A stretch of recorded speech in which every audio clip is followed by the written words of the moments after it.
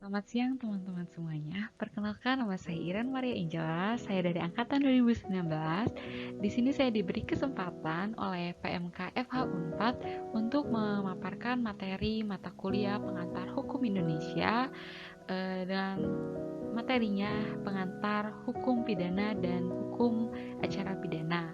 Sebelum kita memulai ke pemaparan materi kita pada siang hari ini, saya himbau untuk teman-teman menggunakan headset atau headphone-nya agar materi yang dipaparkan bisa didengar lebih jelas sehingga lebih mudah dimengerti.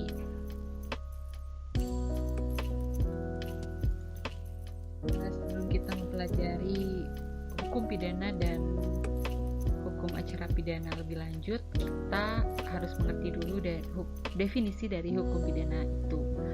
Di sini ada pendapat beberapa ahli. Yang pertama ada pendapat dari Van Hatum yang menyatakan bahwa hukum pidana adalah suatu keseluruhan dari asas-asas dan peraturan-peraturan yang diikuti dan ditetapkan oleh suatu negara atau suatu masyarakat hukum umum lainnya, di mana mereka itu sebagai pemelihara dari ketertiban hukum umum telah melarang dilakukannya tindakan-tindakan yang bersifat melanggar hukum dan telah mengaitkan pelanggaran terhadap peraturan-peraturannya dengan suatu penderitaan yang bersifat khusus berupa pidana. Sedangkan menurut Utrecht mengatakan bahwa hukum pidana adalah hukum sanksi istimewa.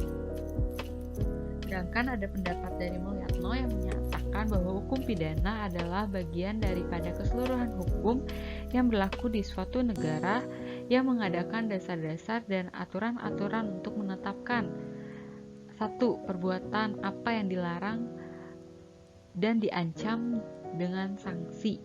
Yang kedua, kapan dan dalam hal apa mereka yang melanggar dapat dikenakan sanksi. Dan yang ketiga, menetapkan dengan cara bagaimana pengenaan pidana itu dilaksanakan. Selanjutnya, kita akan mempelajari tentang pembagian hukum pidana. Nah, pembagian hukum pidana itu bisa kita bagi dari beberapa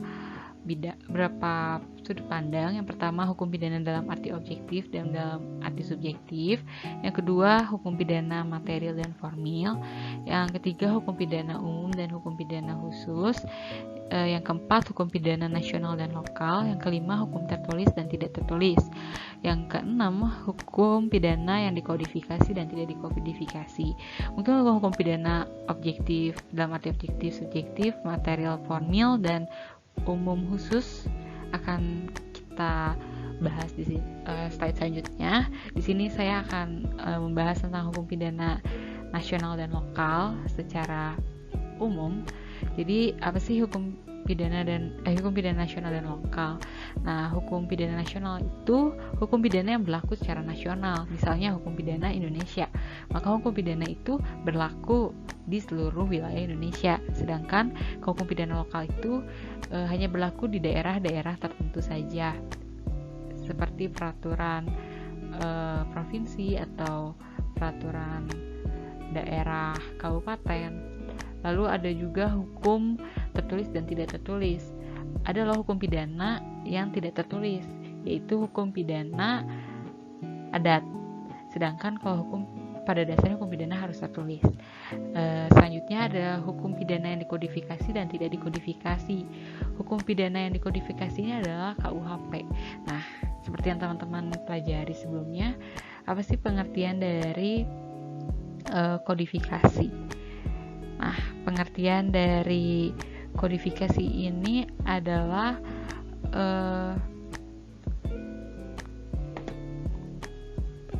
hukum pidana yang dikodifikasi ini adalah hukum pidana yang telah disatukan dalam satu kesatuan yang besar dan disusun secara sistematis. Contohnya adalah kitab undang-undang hukum pidana atau terus ada KUHP militer dan kitab undang-undang hukum acara pidana. Dan yang tidak dikodifikasi itu yang ada di luar KUHP seperti undang-undang narkotika dan lain-lain. Nah, di sini saya akan menjelaskan tentang pembagian hukum pidana yang saya bagi berdasarkan arti secara subjektif dan arti secara objektif. Nah, ius punendi. Ius punendi ini memiliki dua artian, yaitu dalam arti luas dan arti sempit. Hukum pidana dalam arti pidana subjektif dalam arti luas adalah hak negara atau alat-alat perlengkapan negara untuk mengenakan atau mengancam pidana terhadap suatu perbuatan tertentu. Sedangkan dalam arti sempit, hukum pidana itu adalah hak untuk menuntut perkara-perkara pidana, menjatuhkan dan melaksanakan pidana terhadap perbuatan dilarang. Sedangkan dalam ius penale, ukuran yang digunakan adalah isi dari peraturan itu sendiri. Di sini hukum pidana objektif dibagi lagi menjadi dua, ada hukum pidana material dan hukum pidana formil. Nanti akan dijelaskan di slide selanjutnya. Lalu ada hukum pidana material dibagi lagi menjadi dua, yaitu hukum pidana umum dan hukum pidana khusus. Hukum pidana umum itu apa sih? Jadi hukum pidana umum ini adalah hukum pidana yang berlaku secara umum, itu berlaku untuk seluruh masyarakat yang telah menyerahkan sebagian haknya kepada negara.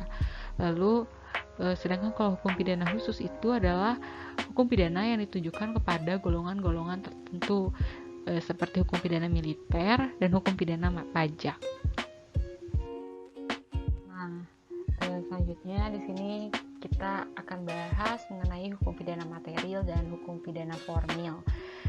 Nah, apa sih yang bedain dari hukum pidana material dan hukum pidana formil? Jadi, hukum pidana material itu adalah berisikan ketentuan dan peraturan yang menunjukkan perbuatan apa yang dapat dihukum, siapa yang bertanggung jawab atas perbuatan tertentu, dan hukuman dan sanksi yang dapat dijatuhi terhadap orang tersebut. Jadi, hukum pidana material ini juga bersifat abstrak. Contohnya adalah Kitab Undang-Undang Hukum Pidana atau KUHP dan undang-undang lainnya di luar KUHP. Selanjutnya, hukum pidana formil itu berisikan tentang bagaimana cara hukum pidana yang bersifat abstrak tadi atau bersifat material diberlakukan secara konkret. Jadi berisikan cara-cara negara menjalankan haknya untuk melaksanakan atau menjatuhkan hukuman. Contohnya adalah Kitab Undang-Undang Hukum Acara Pidana. Jadi kalau misalnya teman-teman perhatikan dalam hukum pidana material dan hukum pidana formil ini memiliki keterikatan atau kaitan satu sama lain, di mana dalam hukum material ditentukan mengenai isi perbuatan, siapa, dan hukuman, sedangkan hukum formil ini akan mengkonkretkan apa yang berada dalam hukum pidana material. Selanjutnya kita akan membahas tentang tujuan hukum pidana. Nah, mengenai tujuan hukum pidana ini ada dua aliran mengenai tujuan hukum pidana. Ada aliran klasik dan aliran modern. Aliran klasik mengatakan bahwa tujuan dari hukum pidana ini adalah untuk melindungi individu dari kekuasaan penguasa. Sedangkan aliran modern bertujuan untuk melindungi masyarakat dari kejahatan, dan aliran modern ini selain memperhatikan kejahatan, dia juga memperhatikan tentang keadaan penjahatnya. Seperti teman-teman ketahui, kalau pada zaman dahulu raja memiliki kehendak mutlak atau absolut, sehingga raja bisa berlaku sewenang-wenangnya kepada rakyatnya. Jadi jika menurut raja itu adalah perbuatan yang salah, maka rakyat bisa dijatuhi hukuman oleh raja. Sehingga muncullah pemikiran bahwa harus ditentukannya suatu aturan tertentu.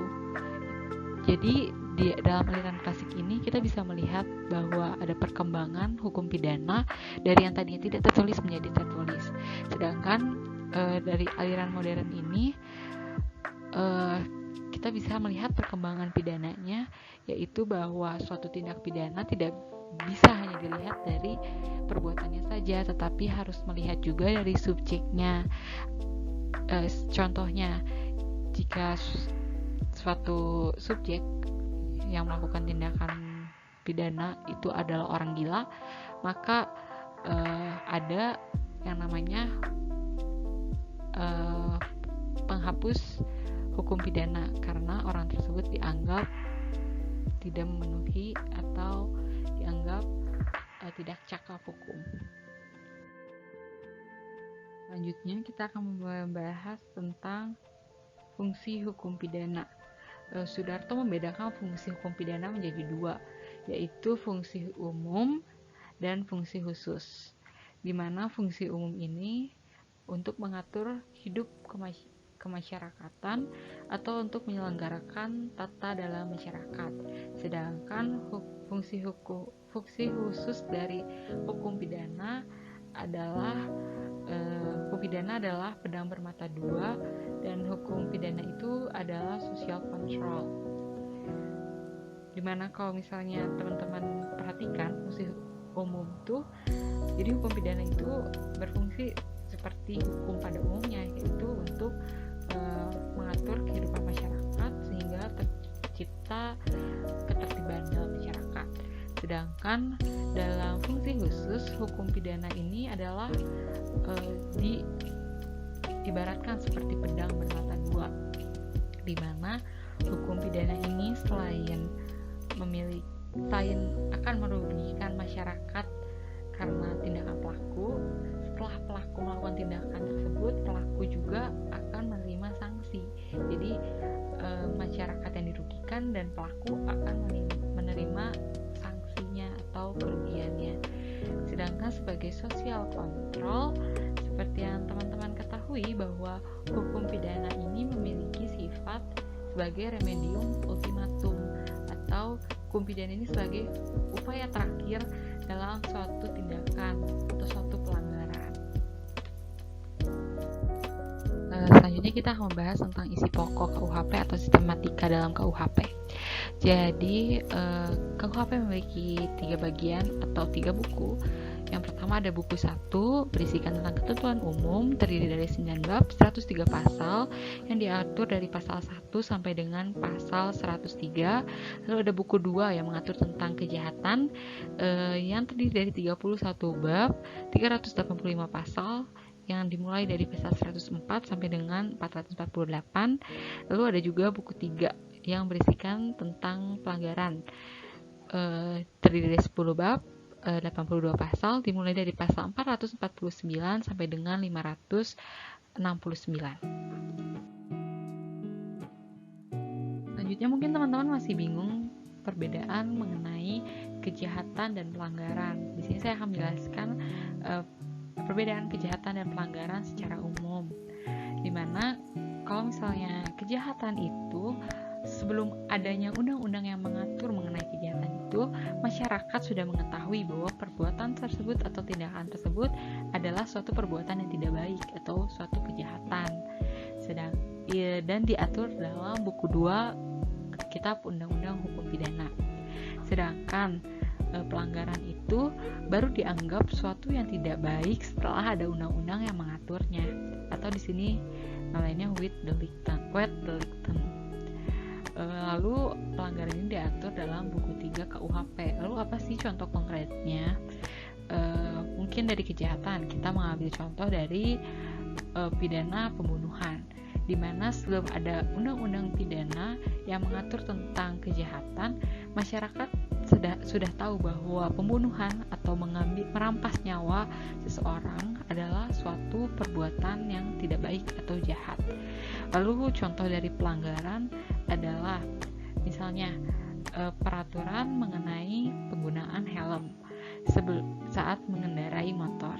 Mungkin sebelum ada undang-undang yang mengatur tentang wajib memakai helm, orang-orang atau masyarakat menganggap bahwa menggunakan motor dengan tanpa menggunakan helm adalah suatu tindakan yang bukan tindakan yang jahat. Jadi hal itu, namun setelah adanya undang-undang yang mengatur tentang kewajiban menggunakan helm saat menggunakan kendaraan bermotor, itu adalah suatu pelanggaran, maka masyarakat harus menaati aturan tersebut. Nah, selanjutnya kita akan membahas mengenai asas-asas dalam hukum pidana. Di sini saya membagi asas supaya mempermudah membedakannya. Saya membedakannya berdasarkan waktu dan berdasarkan tempat. Yang pertama, berdasarkan waktu adalah asas legalitas, di mana asas legalitas ini tertulis pada pasal 1 Kitab Undang-Undang Hukum Pidana yang berkata, tidak ada suatu perbuatan dapat dipidana kecuali oleh kekuatan aturan pidana dalam peraturan perundang-undangan yang telah ada sebelum perbuatan tersebut dilakukan atau terjadi. Namanya dari asas legalitas ini adalah nullum delictum nulla poena sine rea via ponali, di mana jadi jika suatu tindakan kejahatan yang menurut orang-orang tertentu itu adalah suatu perbuatan kejahatan, namun ternyata perbuatan tersebut belum diatur dalam undang-undang, maka perbuatan tersebut tidak bisa dipidana atau tidak bisa diproses dalam hukum pidana. Sedangkan ada asas kedua, yaitu tidak boleh berlaku karena penafsiran analogi. Nah, penafsiran analogi ini apa sih? Penafsiran analogi ini dilakukan dengan memberlakukan suatu ketentuan yang mengatur secara tegas mengenai suatu hal terhadap suatu hal yang tidak diatur secara tegas dengan cara menganalogikannya atau menganggapnya sama. Contohnya, pada waktu itu ada satu kasus yang menyamakan keperawanan dengan benda atau pencurian benda. Maka kalau misalnya dilihat dari sisi pendapat masyarakat, tidak etis bahwa suatu keperawanan dipersamakan dengan benda. Lalu tapi para ahli mengatakan bahwa dalam tafsiran suatu pasal dalam undang-undang ini alangkah baiknya jika dilakukan tafsiran ekstensif yang masih berpegang kepada aturan yang ada. Dalam tafsiran ini ada perkataan yang diberi arti sesuai dengan makna hidup yang hidup di dalam masyarakat saat ini. Jadi perkataan tersebut diartikan tidak lagi menurut maknanya dalam undang-undang yang dibentuk.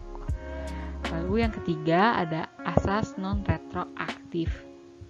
Nah, seperti yang dijelaskan di pasal 1 KUHP bahwa arti dari asas ini adalah hukum pidana tidak berlaku surut. Jadi dapat disimpulkan bahwasanya perbuatan seseorang harus diadili menurut aturan yang berlaku pada waktu perbuatan itu dilakukan. Asas lex temporis delicti diadakan pembatasan dalam arti bahwa asas tersebut tidak berlaku jika ada perubahan dalam perundang-undangan sesudah perbuatan dilakukan dan sebelum perkara diadili. Dalam hal seperti ini, yang dipakai untuk mengadili adalah peraturan yang paling ringan bagi terdakwa.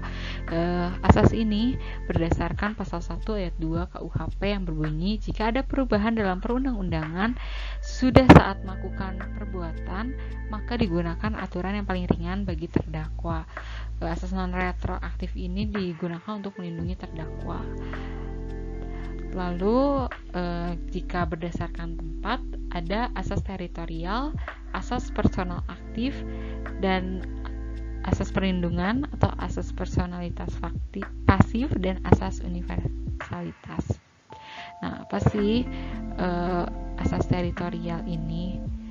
Jadi, asas teritorial ini, apa sih asas teritorial ini?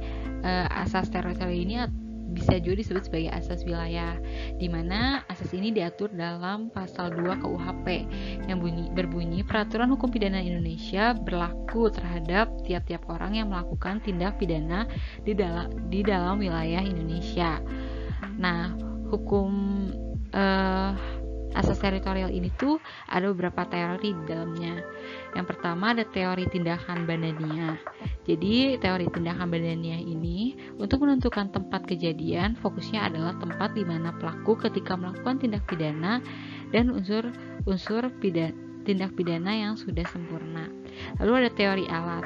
Contoh dari teori alat ini Misalnya A berada di Jerman, melemparkan seutas tali yang disimpulkan yang dibulatkan di ujungnya dengan tujuan untuk menjerat seekor kuda yang berada di dalam negeri Belanda. Kemudian kuda tersebut ditarik ke wilayah Jerman dengan maksud untuk memilikinya. Dalam hal ini, maka tindak pidana dianggap telah terjadi di negeri Belanda dan kepada pelaku diberlakukan ketentuan pidana di daerah Belanda. Lalu ada teori akibat. Menurut teori ini, yang harus dianggap sebagai tempat tindak pidana adalah tempat di mana tindak pidana atau delik itu menimbulkan akibat. Contoh konkret dari teori akibat ini adalah jika seorang yang berada di Singapura mengirimkan makanan yang beracun kepada seorang yang berada di Indonesia, di mana makanan tersebut menyebabkan kematian bagi orang yang ada di Indonesia. Maka yang akan diterapkan dalam kasus ini adalah tempat terjadinya kejahatannya adalah di Indonesia. Nah, selanjutnya juga teori berbagai tempat tindak pidana. Teori ini adalah gabungan dari 2 atau 3 teori yang telah disebutkan sebelumnya. Teori seperti ini sangat berguna di negara yang luas dan berperhubungan atau pengangkutannya masih sulit, seperti Indonesia, apalagi daerah pedalaman. Contohnya apa sih? Contohnya adalah misalnya A melalui penulisan koran Jakarta menghina B yang berada di Palangkaraya. Koran tersebut juga beredar di Palangkaraya. Tempat tindak pidana dapat dianggap di Jakarta maupun di tempat lainnya di mana koran tersebut beredar. Dengan demikian, apabila misalnya A dan B bertempat tinggal sementara di Bandung, setelah perbuatan itu, B dapat saja mengadu kepada penguasa di Bandung untuk diselesaikan perkara secara justisial. Pasal 3 KUHP memperluas berlakunya asas teritorial dengan memandang keadaan air dan juga pesawat yang masih berada di wilayah NKRI. Awalnya belum ada kapal udara. Setelah keluar UU nomor 4 tahun 1976, pasal 3 tersebut berubah menjadi pasal 3 KUHP berbunyi, ketentuan pidana dalam perundang-undangan Indonesia berlaku bagi setiap orang yang di luar wilayah Indonesia melakukan tindak pidana dalam kendaraan air atau pesawat udara Indonesia. Jadi hukum Indonesia juga dapat berlaku di dalam pesawat atau dalam kapal milik Indonesia. Lalu ada juga asas personalitas aktif dan asas personalitas aktif. Pengertian dari asas personalitas aktif ini diatur, prinsipnya itu diambil dari pasal 5 KUHP, di mana pasal 5 KUHP ini berbunyi, ketentuan pidana dalam Undang-Undang Indonesia berlaku bagi warga negara Indonesia yang melakukannya di luar Indonesia.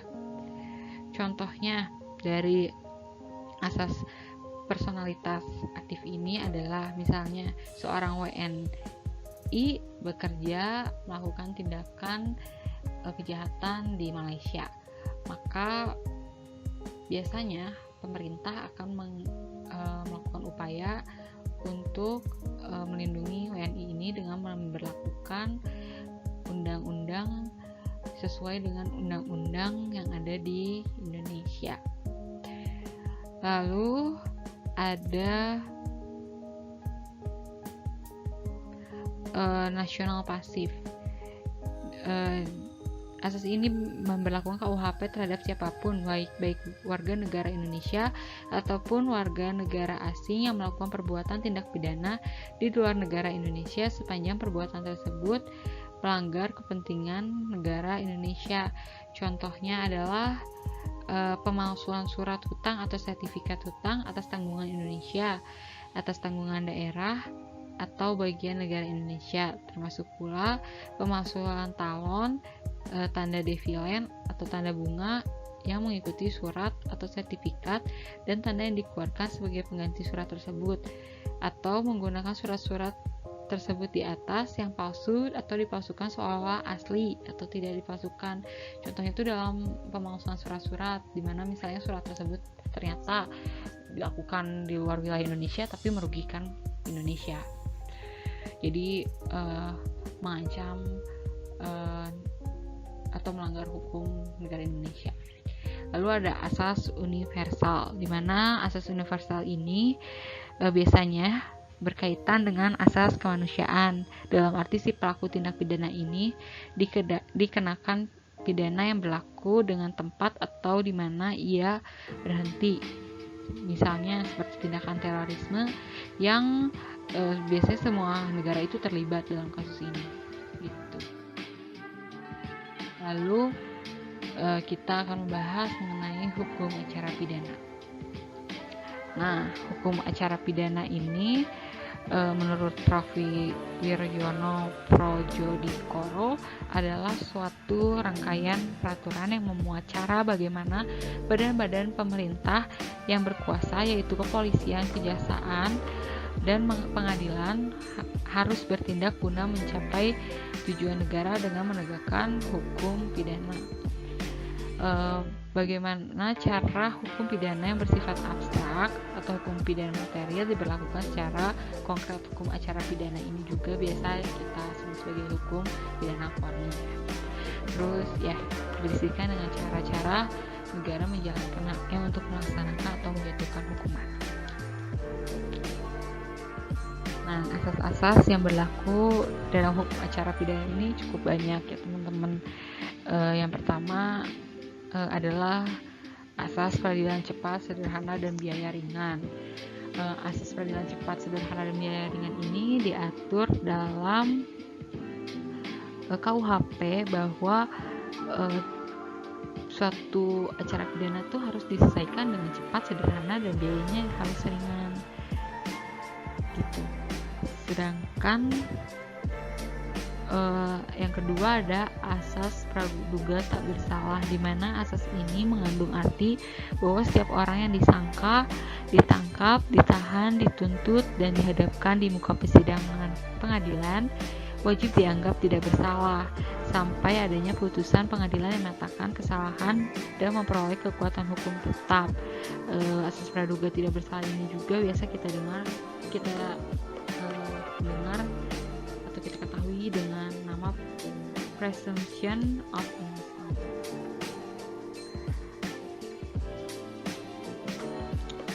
Pengertian tentang asas praduga tak ada bersalah ini juga membawa makna bahwa dalam proses pelaksanaan acara pidana, tersangka atau terdakwa wajib diperlakukan sebagaimana orang tidak bersalah, karena tugas penyidik, penuntut umum, dan hakim harus memperhatikan hak-hak yang ada padanya, terlebih mengenai hak asasinya, benar-benar harus diperhatikan dan dilindungi.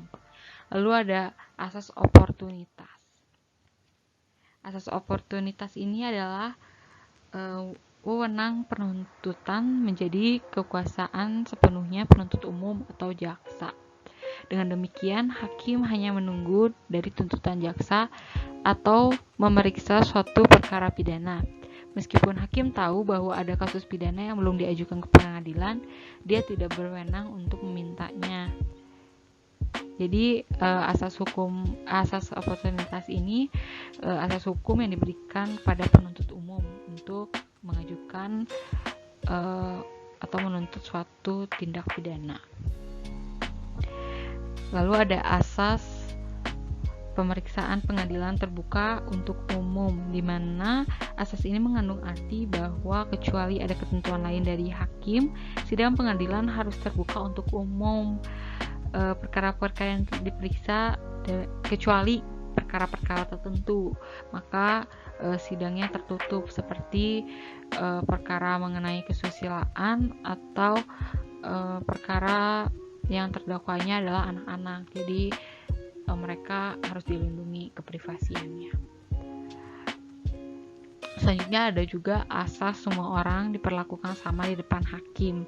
Maksud asas ini adalah bahwa di depan pengadilan kedudukan semua orang adalah sama, maka tidak boleh misalnya suatu penjabat supaya prosesnya lebih cepat, padahal dia mengajukannya belakangan, didahulukan. Itu nggak boleh, jadi harus dianggap sama semuanya.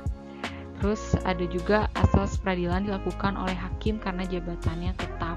Asas ini berarti bahwa putusan tentang salah atau tidaknya perbuatan terdakwa dilakukan oleh hakim karena jabatannya dan bersifat tetap. Asas tersangka dan terdakwa berhak mendapat bantuan hukum. Jadi setiap tersangka dan terdakwa ini boleh meminta bantuan hukum saat menyelesaikan suatu permasalahan hukum. Lalu ada asas akusator dan inkisitor. KUHP secara tegas menganut asas akusator. Hal ini dapat dilihat dari adanya kebebasan yang diberikan kepada tersangka atau terdakwa, khususnya untuk mendapat bantuan hukum. Lain halnya dengan asas inkisitor yang menjadikan si tersangka objek dalam pemeriksaan pendahuluan. Asas ini dianut oleh HIR. Waktu itu tersangka hanya dijadikan alat bukti karena biasanya mengharapkan pengakuannya. Lalu asas pemeriksaan hakim yang langsung dan dengan lisan.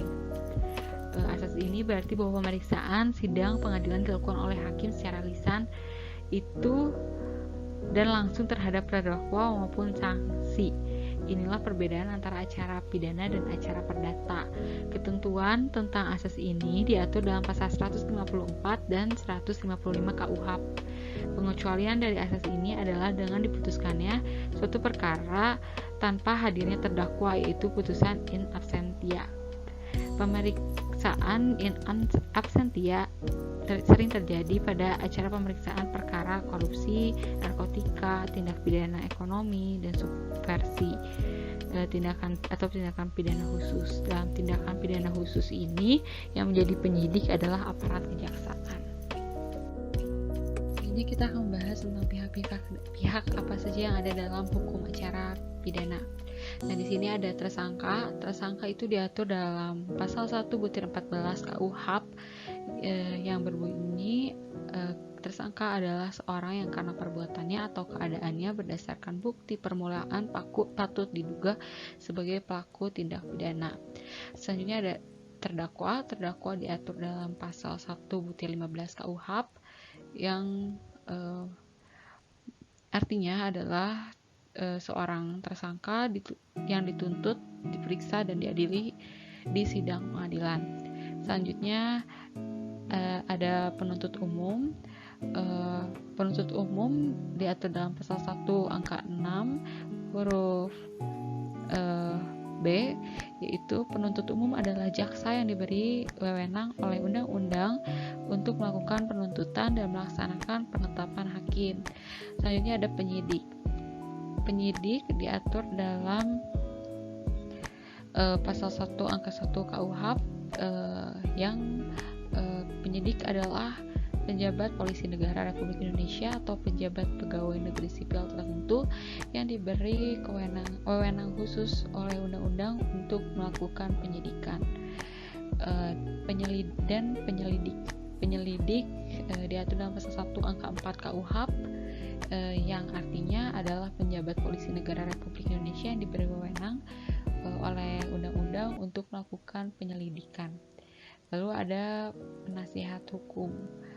Penasihat hukum ini bisa juga dikatakan sebagai advokat. Diatur dalam pasal 1 angka 13 KUHP yang berarti penasihat hukum adalah seorang yang memenuhi syarat yang ditentukan oleh atau berdasar undang-undang untuk memberi bantuan hukum. Kita akan membahas tentang proses pelaksanaan acara pidana. Proses-proses dalam pelaksanaan acara pidana diantaranya pemeriksaan pendahuluan. Pemeriksaan pendahuluan ini adalah tindakan penyidikan terhadap seseorang atau sekelompok orang yang disangka melakukan perbuatan pidana. Dalam taraf ini, penyidik berusaha mengumpulkan bukti-bukti yang lengkap untuk mengetahui dan memperkuat tersangkaan tersebut.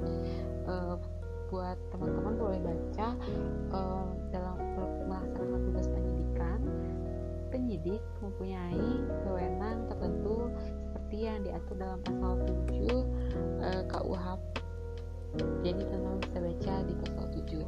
Lalu ada pemeriksaan dalam sidang pengadilan. Pemeriksaan dalam sidang pengadilan terjadi setelah adanya penuntutan dari jaksa atau penuntut umum, yaitu penyerahan berkas perkara dengan permohonan yang diperiksa dan diputuskan oleh hakim dalam sidang pengadilan.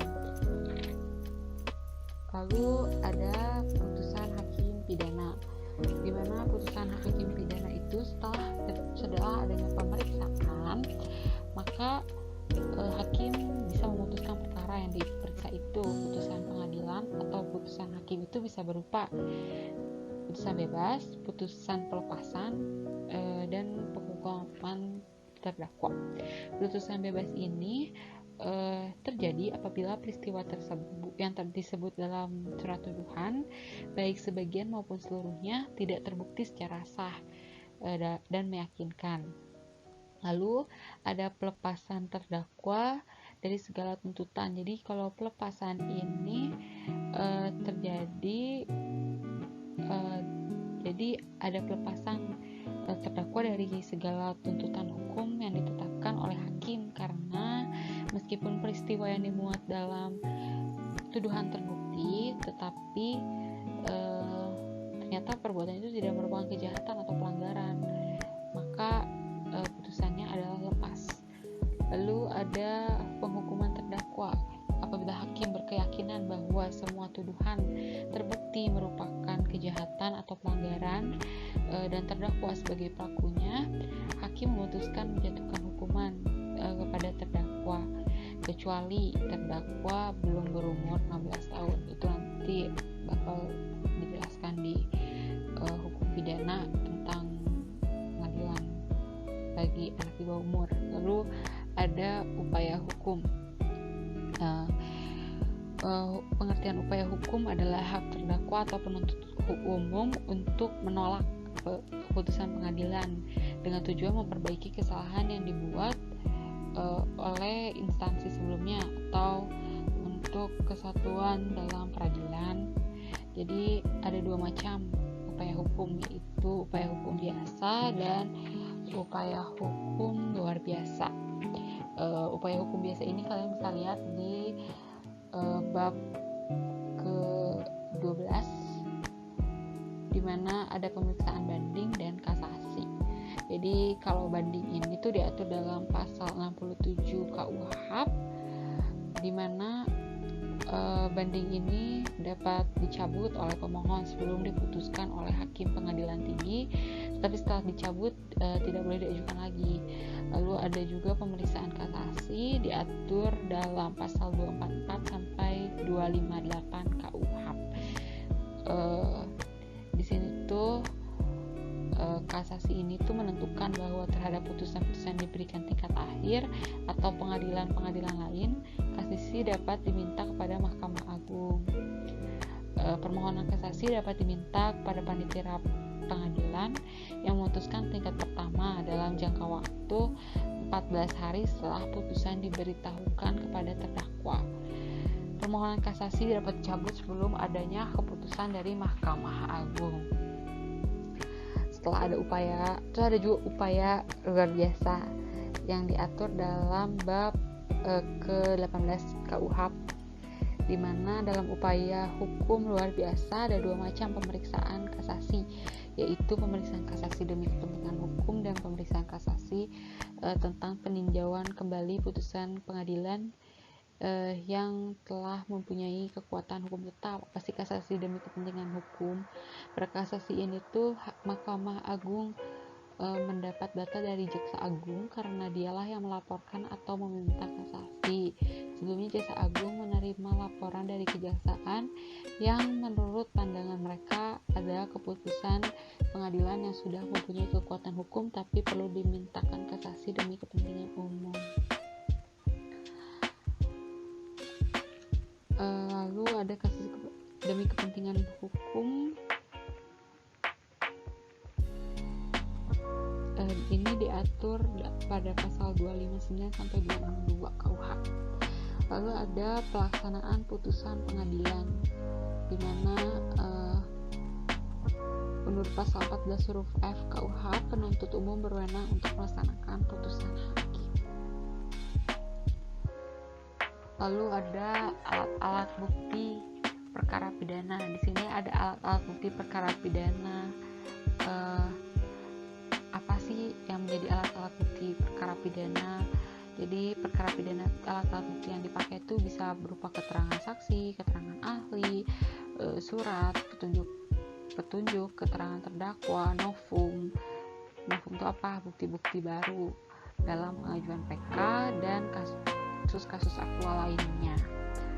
Jika teman-teman lihat, di sini ada bagan yang menjelaskan alur dari pemeriksaan perkara pidana. Itu jika terjadi kejadian hukum, maka akan dilaksanakan penyelidikan. Dalam penyelidikan ini tuh jadi polisi bisa melakukan dugaan sementara kepada orang yang dikira dapat. Jadi dalam penyelidikan ini polisi bisa melakukan pemberhentian atau melakukan dugaan sementara kepada orang-orang yang dikira bisa yang diduga bersalah. Lalu ada penyidikan. Terus setelah penyidikan selesai akan ada pra persidangan dan pra pengadilan dan penuntutan oleh jaksa. Setelah dituntut maka ada pemeriksaan persidangan, lalu setelah diputuskan bisa melakukan upaya-upaya hukum yang tadi sudah disebutkan. Lalu setelah upaya hukum dilaksanakan, terus sudah upaya tersebut ditolak atau diterima, lalu ada eksekusi. Setelah ada eksekusi maka ada pengawasan dan pengamatan. Selanjutnya kita akan membahas tentang jenis-jenis hukuman dalam hukum pidana. Nah, jenis-jenis hukuman dalam hukum pidana itu ada dua, yaitu hukuman pokok dan hukuman tambahan. Di mana hukuman pokok ini bisa berupa hukuman mati, hukuman penjara, hukuman kurungan, atau hukuman denda. Sedangkan hukuman tambahan itu adalah bisa berupa pencabutan hak-hak tertentu, perampasan atau penyitaan barang tertentu, dan pengumuman putusan hakim. Sekian presentasi dari saya. Terima kasih untuk perhatiannya. Mohon maaf jika ada kesalahan. Dihimbau juga buat teman-teman gak cuma berpegang pada PPT ini, tapi ikut juga membaca buku karena mungkin saja ada kesalahan dari pemaparan yang saya sampaikan. Dan selalu ingat, whatever you do, work at it with all your heart as working for the Lord and for man. Selalu mengerjakan segala sesuatu dengan sepenuh hati seperti lakukannya untuk Tuhan, bukan untuk manusia. Sekian presentasi dari saya. Selamat melanjutkan aktivitas. Terima kasih.